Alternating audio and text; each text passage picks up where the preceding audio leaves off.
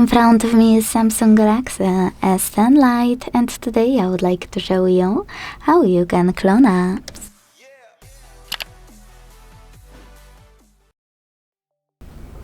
First of all, go into Settings and scroll to click on this section here called Advanced Features. Then you need to select this one at the very bottom, or this one here, called Dual Messenger. Now, if you never entered this section before, make sure to decide if you want to use separate contact list. If you do, use gray switcher to enable it.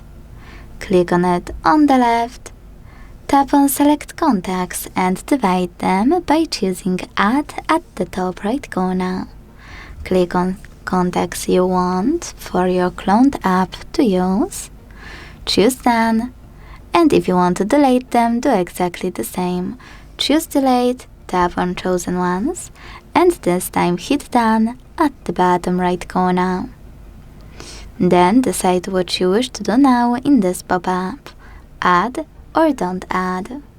To disable this option fully, use blue switcher and make sure to hit OK and use your regular contacts pop-up. Now, with this option handled, you can clone your app by clicking on gray switcher next to the chosen one.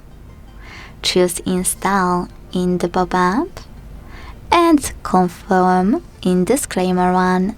This one you will see only once. Wait. And when switcher next to your app turns blue, go back to check it out. As you can see, Facebook was successfully cloned. If you ever want to delete this clone, all you need to do is go back to the same section of your settings, use now blue switcher, and hit Disable. Thanks so much for watching. If you enjoyed this video, leave a like, comment and subscribe. Bye!